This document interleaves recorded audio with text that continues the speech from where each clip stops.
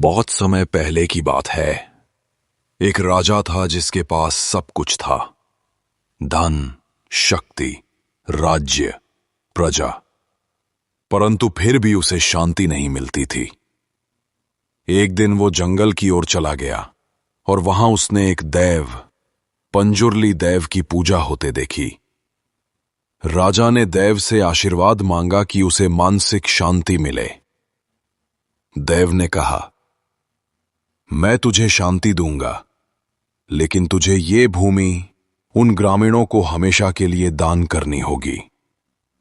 ये भूमि अब मेरी और मेरे भक्तों की होगी। राजा ने सहमति दी और वो भूमि ग्रामीणों को दान कर दी।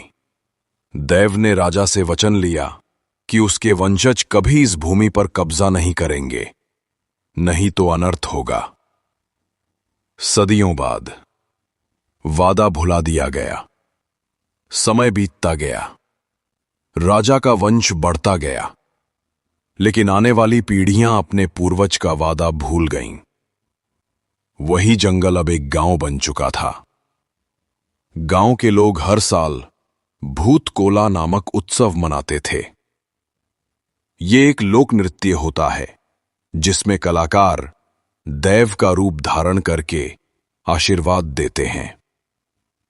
शिवा, गांव का निडर युवक। शिवा, गांव का एक जंगली, मस्त मौला और गुस्सैल युवक है। वो गांव का हीरो है। शिवा दैव में विश्वास तो रखता है, लेकिन अपने पिता की मृत्यु के कारण उसने पूजा पाठ से दूरी बना ली है। शिवा के पिता कभी भूत कोला के मुख्य नर्तक दैव के रूप थे। एक दिन पूजा के बाद वे रहस्यमय तरीके से गायब हो गए। किसी को पता नहीं चला कि वे कहां गए। लोग कहते हैं दैव उन्हें अपने साथ ले गया। एक दिन सरकार से एक नया अफसर मुरली गांव में आता है।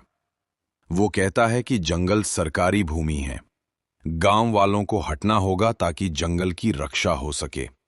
लेकिन गांव वाले कहते हैं, ये भूमि हमें राजा ने दान में दी थी। ये हमारे देवता की भूमि है। यही से संघर्ष शुरू होता है। शिवा इस संघर्ष के बीच में फंस जाता है। इसी बीच गांव का जमींदार, जो राजा का वंशज है, चालाकी से जंगल पर कब्जा करने की साजिश रचता है।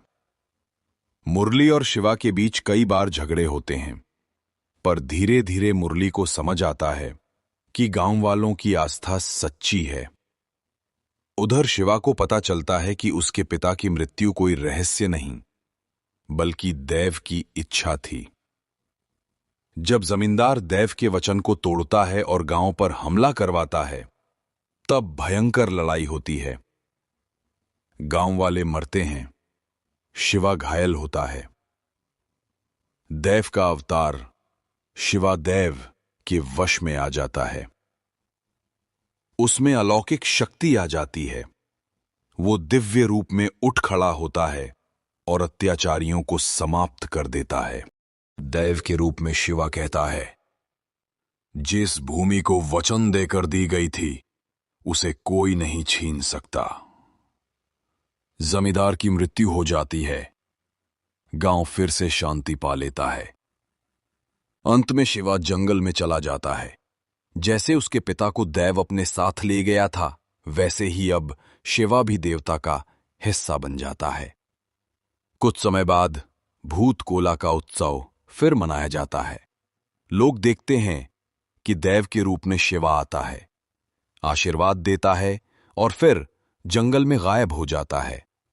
यह दर्शाता है कि दैव, ईश्वर और प्रकृति हमेशा अपने भक्तों के साथ रहते हैं।